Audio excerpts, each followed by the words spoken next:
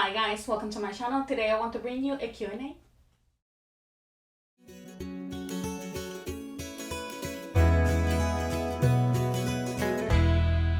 Hi guys, welcome to my channel. My name is Emma. In here I like to talk anything that has to do with homeschool, sprinkle a little bit of motherhood and lifestyle.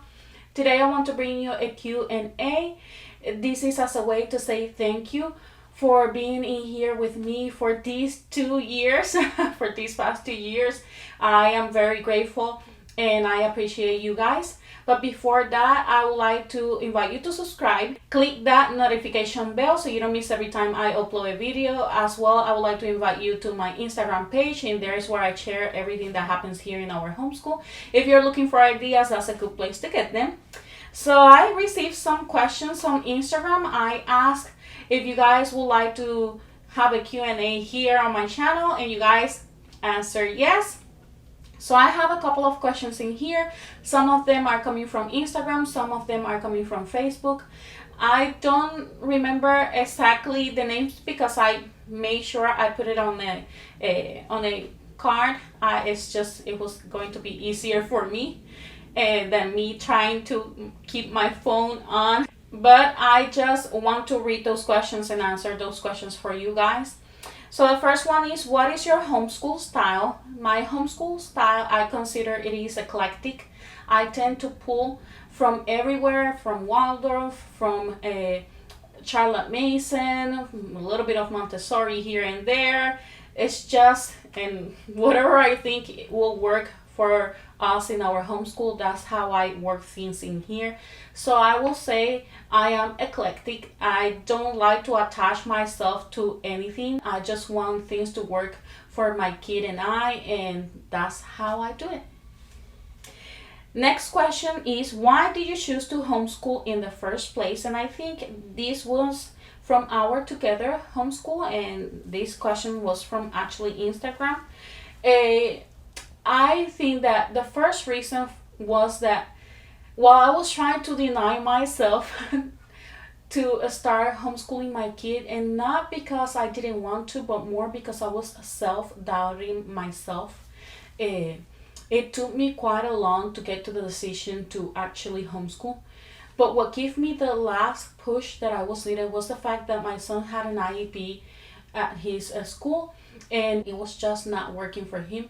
The accommodations were not there, and I was not happy with that. I want him to thrive, and the way that things were happening with his school at that moment, he was in public school. It was just, he was just not getting the help that he was needing.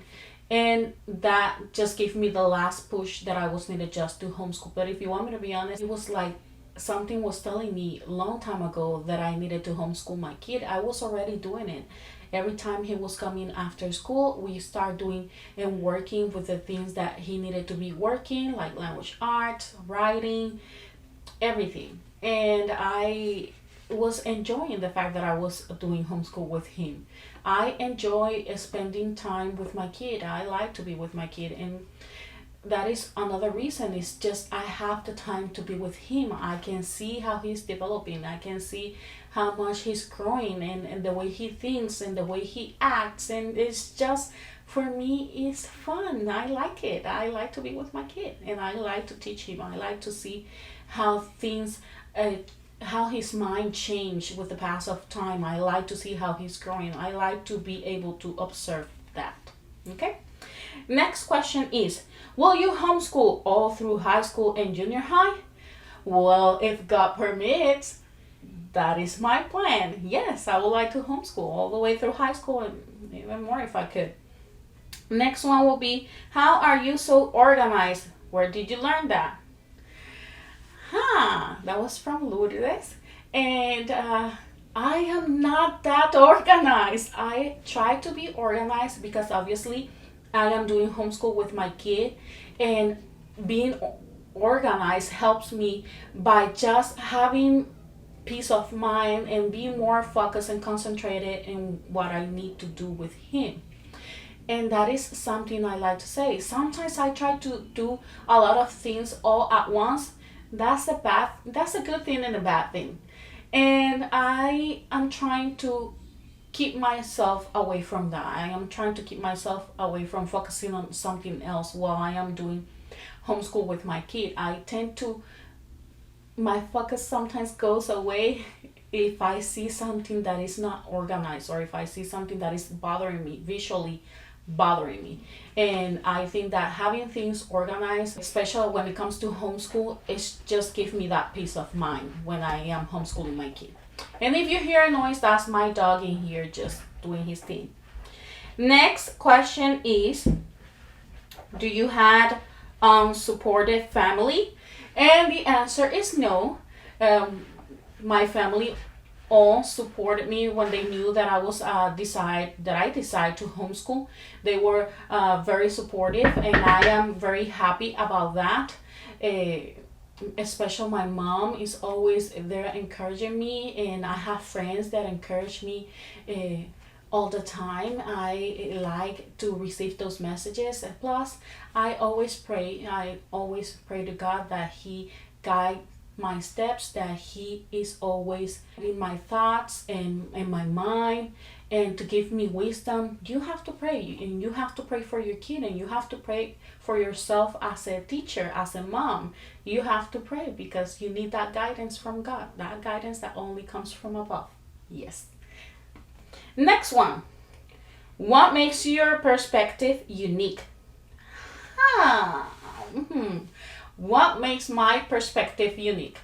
I think the fact that I know how things are going, because my son was before previously at a public school, and now that he's homeschooling, I see the differences. So that is a perspective that makes it unique in some way. Second of all, I am a single mom working outside, which is not the normal. If you look through YouTube with homeschool moms, it's not the normal. It's very rare you see single moms homeschooling and working outside on top of that, which makes it a little bit more complicated than what is usual.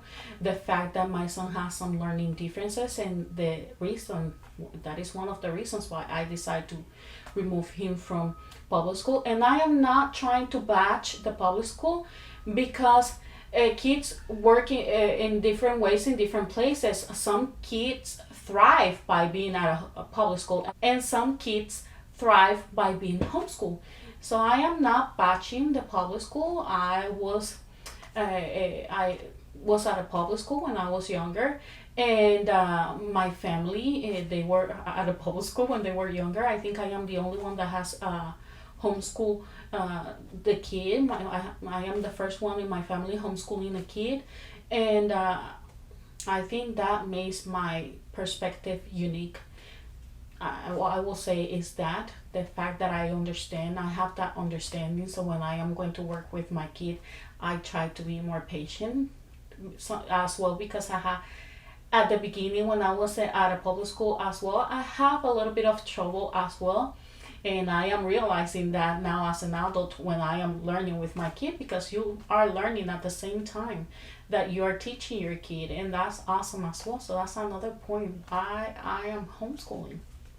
Next question is, what does your homeschool schedule look like? What does my homeschool schedule looks like? Well, right now, because I am working in the type of job that I am doing, we start at 6:30 in the morning. I wake up early in the morning, like at 5:20, around 5:20, and we start at 6:30 in the morning. That's when we start homeschooling. He started doing Bible, which he has to do with me. Then we continue with the subjects that he has to do with me, and at some point he does what he can do on his own. Then I check his work, and we continue like that for the rest of the day. We end up finishing around 3 p.m. Because he gets some breaks as well, sometimes 15 minutes, 20 minutes, depends. I just like to give him some breaks. That's the good thing of homeschooling, because you create your own schedule. You don't depend on anybody else at school. Well, teachers, even though they are trying to help your kid, they depend on what the system has for them to follow, the rules that the system puts there in order for the teacher to follow. So sometimes I understand it's difficult, but at the same time, I remember back then when I was in school, at a public school, and my teachers sometimes went out of the way and didn't follow so much those rules just to be able to help. If it's a teacher that is very dedicated to their job, they are going to try to help and get out of the way just to try to make sure that they're bringing that is needed from that kid. I am just saying that, putting that out there, because I don't want to sugarcoat anything in here, correct? I am not trying to bash the school, but at the same time, you know that some teachers go out of their way. They want to give the extra mile to help the kids, and some teachers they just go through what the system says. Is there's no more effort besides that. I am just being honest, okay? Next question is, how difficult has it been to get materials? How difficult has it been to get materials? Sometimes it's been pretty difficult because I am a single mom. I rely on one income, which is mine, and it's difficult. Some books are very expensive. Some programs are pricey, and I need to sometimes purchase those programs and forced me purchasing those programs because those are the ones that work with my kids. So I might sell a book that we already use, a program that we already use, or sometimes what I do is I look for coupon codes, or I look for some companies, they actually help and they give you a certain amount of money for you to purchase curriculum from their company. You guys should check on that.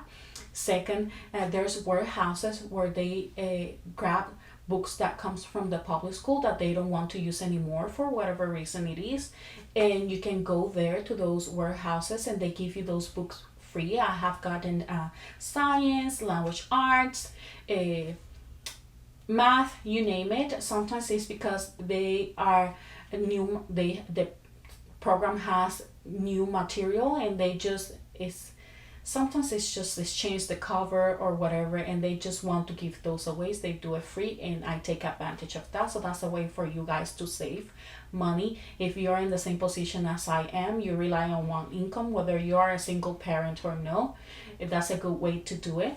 Hint on that. Next question is, what is your favorite subject?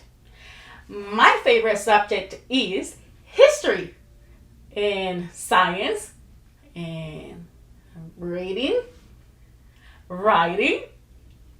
I really like all the subjects as long as they are fun, engaging. I like to create activities. I like to add materials. If it's something that he's interested in, or if it's something that I have some interest and I see that he's interested as well, then I tend to add materials or create games. Something that is fun. If it's fun, I'm good to go. I am not that much on the like of math, but lately, since we've been doing the Simply Good and Beautiful, which I think is a very engaging math, it has games, it's teaching him, and at the same time, it's very colorful, it's very visual. We are both very visual, so it's helping me as well. I am starting to like math. Next question is, what is your favorite science or history curriculum? Science, it could be on computer, it could be on a book, as long as, again, it's engaging. It has a lot of materials, a lot of projects that we can do, even though sometimes we don't have the time. But if I don't have the time during the week, I do them with him during the weekend. We love projects and experiments and do messes and all of that and have fun and play, okay? History, we love the story of the world because it's the only program so far that we have used for history. We have some hardcore trophies in here that I am planning on using, and I will look for another history that I will let you guys know later on. and I will explain why am I doing that. That doesn't mean that I am going to change the story of the world because it's working for us, and it goes through narration, which is something that I have a like for, and my kid has a like for too. It's the way that it goes, like it's somebody reading you a story. There's something that it's just attractive to us. Just seeing that. Uh, I don't know. It just worked for us. But that's what I like and what I look on a history. I like as well that if I am looking for a program, I look for programs that are pretty explicit for me as a teacher, because it helps me when I am going to explain something to my kid. Because if you notice, my first language is Spanish, my second is English, and sometimes even though I make myself understand in English and I speak English, sometimes I get a little bit confused, and the fact that the programs are explicit, it just helps me out when it comes to that. Okay, I am teaching my son Spanish, so I hope that at some point we are going to understand each other very well. So I hope you guys enjoyed this Q&A, which is like my second. I wouldn't count it more as my first, because the first one, when was I was doing the wrapping of the presents for Christmas. I hope you guys enjoy it. If you did, please don't forget to hit like, comment, and subscribe to my channel. Don't forget to leave those comments down below, and I will see you then. Bye bye.